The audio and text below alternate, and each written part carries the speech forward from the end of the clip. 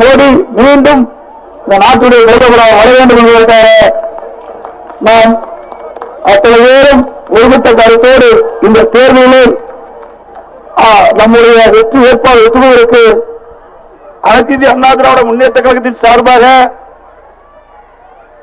Captain Vijayakanth தலைமையில் இருக்கின்ற தேமுதிக கட்சியைச் சேர்ந்த வேட்பாளர் அறிவிச்சார் மோகன்ராஜ் அவர்களுக்கு முரசு சின்னத்திலே வாக்களியுங்கள். அவர் அன்பானவர், எளிமையானவர், இவருடைய மாவட்டத்தைச் சேர்ந்தவர். நானும் அவரும் ஒரே பகுதியிலே வசித்தவர். இப்பொழுதும் எங்கள் மாவட்டத்திலே என் வீட்டுக்கு அருகிலே தான் வசிக்கிறார். ஆகவே உங்களுக்கு ஒரு மிகப்பெரிய அதிர்ஷ்ட வேட்பாளராக இவர் கிடைத்திருக்கின்றார். அதே அவர் ஏற்கனவே சட்டமன்ற உறுப்பினராக இருந்து பணியாற்றியவர், மக்களுக்கு உழைக்கக்கூடியவர், திறமையானவர். இங்கு இருக்கின்ற பிரச்சனையை நாடாளுமன்றத்திலே குரல் கொடுத்து மக்களுக்கு தேவையான திட்டங்களை பெற்றுத் தருவதிலே முன்னோடியாக எழுதுவார் என்பதை இந்த நேரத்தில் சொல்லிக்கொள்ள விரும்புகிறேன். இன்றைய தினம் எதிர்க்கட்சித் தலைவர் மு.க. ஸ்டாலின், திராவிட முன்னேற்ற கழகத்தினுடைய தலைவர் ஸ்டாலின் அவர்கள் பேசுகிறார். அனைத்து இந்திய அண்ணா திராவிட முன்னேற்ற கழக தலைமையிலே அமைக்கப்பட்ட கூட்டணி இன்றைக்கு நாட்டிலே என்ன நன்மை செய்திருக்கு என்று குறிப்பிடுகிறார். அனைத்து இந்திய அண்ணா திராவிட முன்னேற்ற கழகம் செய்த சாதனைகள் ஏராளம். உங்கள் அத்தனை பேருக்கும் தெரியும். பொன்மனச்செம்மல் புரட்சித் தலைவர் எம்ஜிஆர் அவர்களும் இதேயும் புரட்சித் தலைவி அம்மாவர்களும் தனக்காக வாழாமல் நாட்டு மக்களுக்காக வாழ்ந்த இருவரும் தலைவர்கள் உருவாக்கிய இயக்கம் அண்ணா திராவிட முன்னேற்ற கழக இயக்கம். இந்தியாவிலேயே எத்தனையோ அரசியல் கட்சி இருக்கின்றன, எத்தனையோ அரசியல் தலைவர் இருக்கின்றார்கள், பிறக்கின்றார்கள், வாழ்கின்றார்கள், மறைக்கின்றார்கள். அவர் வாழ்ந்த காலத்திலே செய்த சாதனையெல்லாம் மக்கள் மனதிலே நிலைத்து நிற்கும். ஆகவே நம்முடைய இருவரும் தலைவர்கள் மறைந்தாலும் அவருடைய வாழ்ந்த காலத்தில் செய்த சாதனைகள் அத்தனை மக்கள் நெஞ்சங்களிலும் இன்றைக்கும் நிலைத்து நிற்கின்றன. இன்றைக்கு பொன்மனச்செம்மல் புரட்சித் தலைவர் எம்ஜிஆர் காலத்தில் கொண்டு வந்த திட்டங்களை புரட்சித் தலைவி அம்மாவர்கள் திறம்படம் செயலாற்றினார்கள். அதோடு இதையும் புரட்சித் தலைவி அம்மாவர்கள் ஏராளமான திட்டங்களை வாரி வழங்கினார்கள். இன்றைக்கு கல்வி மிக முக்கியம். கல்வி நெறிகளிலும் புரட்சித் தலைவி அம்மாவர்கள் மிகப்பெரிய மாற்றத்தை உருவாக்கி கொடுத்தார்கள். இந்தியாவிலேயே உயர்கல்வி படிக்கக்கூடிய எண்ணிக்கை தமிழகத்தில் தான் அதிகம். 2011 இதே புரட்சித் தலைவி அம்மாவர்கள் பதவியேற்கின்ற பொழுது உயர்கல்வி படிக்கக்கூடிய எண்ணிக்கை 21% தமிழ்நாட்டிலே இருந்தது. இதே புரட்சித் தலைவி அம்மா கல்வியிலே எடுத்த புரட்சியின் காரணமாக, அதற்கு அதிக நிதி ஒதுக்கீடு செய்ததின் காரணமாக படிக்கனுடைய எண்ணிக்கை உயர்ந்து இன்றைக்கு இந்தியாவிலேயே உயர்கல்வி படிக்கக்கூடிய எண்ணிக்கை முதலிடத்தில் இருக்கின்ற மாநிலம் தமிழ்நாடு என்பதை பெருமையோடு சொல்லிக் கொள்ள கடமைப்பட்டிருக்கின்றேன். கிட்டத்தட்ட 46.8% மாணவ மாணவிகள் உயர்கல்வியை படிக்கின்றார்கள். மாண்புமிகு புரட்சித் தலைவி அம்மா இருக்கின்ற காலத்திலும் சரி, புரட்சித் தலைவி அம்மா மறைந்த பிறகும் சரி, இன்றைக்கு அரசின் சார்பாக பல கல்லூரிகளை தமிழகத்திலே திறந்திருக்கின்றோம். அரசு கலை மற்றும் அறிவியல் கல்லூரி, அதே பாலிடெக்னிக் கல்லூரி, மருத்துவக் கல்லூரி, கால்நடை மருத்துவக்குறி, வேளாண் கல்லூரி, இப்படி ஏராளமான கல்லூரிகளை திறந்ததன் விளைவாக இன்றைக்கு ஏழை எளியோட குறைந்த கட்டணத்திலே உயர்கல்வி படிக்கக்கூடிய சூழ்நிலை தமிழகத்திலே இருக்கின்றது.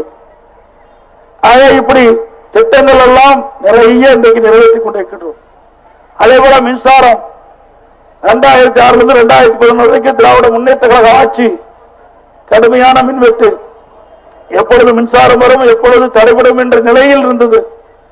இதனால் தொழிற்சாலைகள் பாதிக்கப்பட்டன, விவசாயம் பாதிக்கப்பட்டது. இதே புரட்சித் தலைவி அம்மா அவர்கள் தேர்தல் நேரத்தில் குறிப்பிட்டார்கள், நான் பொறுப்பேற்று 3 ஆண்டுகளில் தடையில்லா மின்சாரத்தை தமிழகத்தில் வழங்குவேன் என்று அந்த தேர்தல் நேரத்திலே குறிப்பிட்டார்கள்.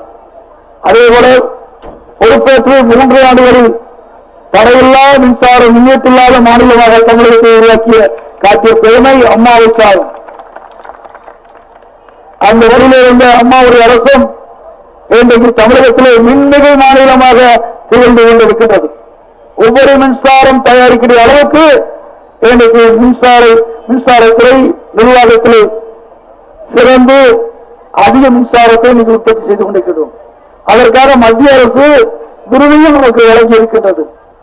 அதேபோல மருத்துவத்துறை இன்றைக்கு இந்தியாவிலேயே மருத்துவத்துறையிலே குறிப்பிட்ட அளவுக்கு முன்னேற்றத்தை ஏற்படுத்தி இன்றைக்கு தமிழக மருத்துவத்துறையில் ஒரு சாதனையை படுத்திக் கொண்டிருக்கின்றன. இங்கே கூட சூப்பர் ஸ்பெஷாலிட்டி மருத்துவமனை குறுகிய காலத்தில் முடிவு பெற்று திறக்கப்படும் என்ற செய்தியும் இந்த நேரத்திலே தெரிவித்து, 2 கையும் இல்லாத ஒருவர் ஒரு தொழிலாளி என்னை சந்தித்து மனு கொடுத்தார். அந்த மனுவை வாங்கி படித்து பார்க்கின்ற பொழுது எனக்கு 2 கையும் இல்லை, 2 கையும் பொருத்திக் கொடுங்கள் என்று சொன்னார். நான் மருத்துவர்களை அழைத்து மக்கள் நல்வாழ்வுத்துறை அமைச்சரை அழைத்து இது சாத்தியம் ஆகுமா என்று கேட்டேன். நிச்சயம் ஆகும் என்று சொன்னார்கள். அதன் அடிப்படையில் ஸ்டான்லி மருத்துவ குழு அமைக்கப்பட்டு அந்த தொழிலாளிக்கு இருந்த உடலில் இருந்து 2 கைகளும் வெட்டி எடுத்து அந்த தொழிலாளிக்கு அந்த 2 கையும் பொருத்தி இன்றைக்கு நலமுடன் வாழ்கின்ற காட்சியை பார்க்கின்றோம். இந்தியாவில் எந்த அரசு பொது மருத்துவமனையிலும் இப்படி உறுப்பு மாற்று அறுவை சிகிச்சை செய்திருக்கிறார். இப்படிப்பட்ட சாதனையை நம்முடைய அரசு மருத்துவர்கள் செய்திருக்கின்றார்கள். அது இப்படி அம்மாவுடைய அரசு முத்தான திட்டங்களை இன்றைக்கு செயல்படுத்தி வருகிறது. அதே போல நம்முடைய சென்னை மாநகரத்திலே அடிக்கடி புயல் ஏற்படுகின்றது, கனமழை பொழிகின்றது. அந்த காலகட்டத்திலே திடீர் என்று மின்தடை ஏற்படுகிறது.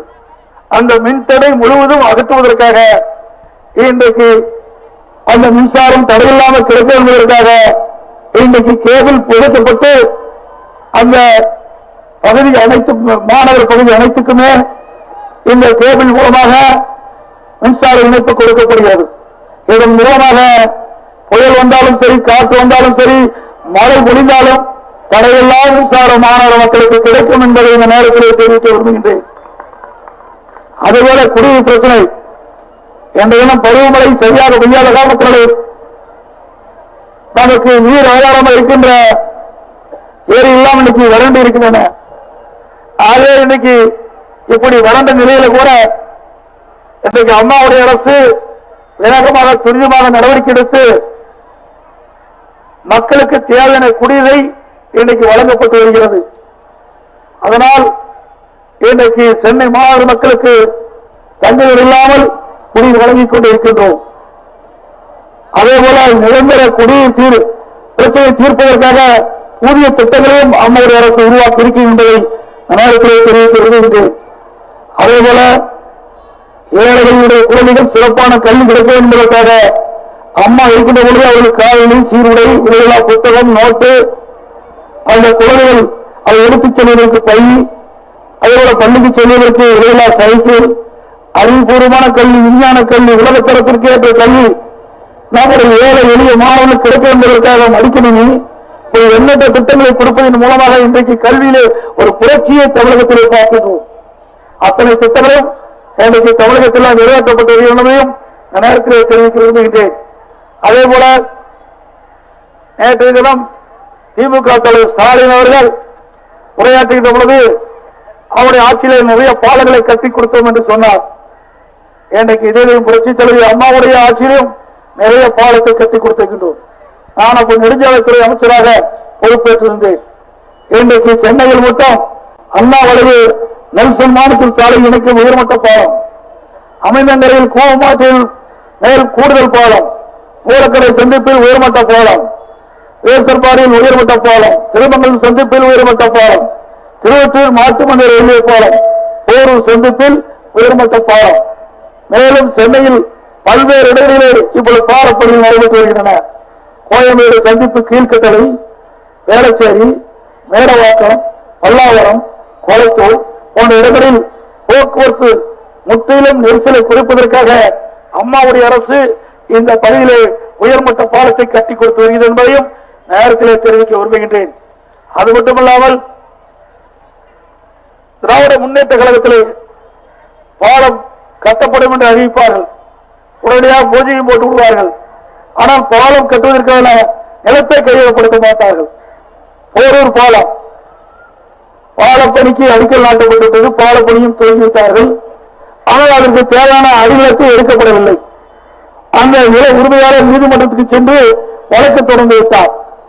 பல வருடம் அம்மாவுடைய அரசு அமைந்த பிறகு பல வருடம் நீதிமன்றத்தில் வழக்கு நடைபெற்று தீர்ப்பு பெற்று பிறகு அந்த பாலப்பணியை மேற்கொண்டோம். அது மட்டுமல்ல, அந்த பாலம் அமைக்கின்ற அந்த அடிப்பகுதியிலே குடிநீர் குழாய் செல்கிறது. அதை கூட பார்க்காமல் அந்த பணியை துவங்கிவிட்டார்கள். நாங்கள் அம்மாவுடைய அரசு அந்த ஏற்பாட்டை மாற்றி அந்த பாலப்பணியை நிறைவு செய்து இன்றைக்கு மக்களுடைய பயன்பாட்டில் கொண்டு வந்திருக்கிறது.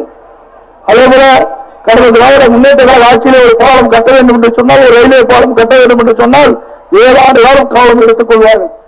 ஆனால் புரட்சித் தலைவி அம்மா அவர்கள் பொறுப்பேற்ற பிறகு பாலப்பணியை சிறப்பாக மேற்கொள்ள வேண்டும், குறிப்பிட்ட காலத்திலே அந்த பணி நிறைவு செய்ய வேண்டும் என்று ஆணையிட்டு அந்த ரயில்வே பாலம் கட்டுகின்ற பொழுது 5.5 ஆண்டிலிருந்து 6 ஆண்டுக்குள் இந்த பாலப்பணியை கட்டி முடித்தோம் என்பதையும் இந்த நேரத்திலே சுட்டிக்காட்ட விரும்புகின்றேன்.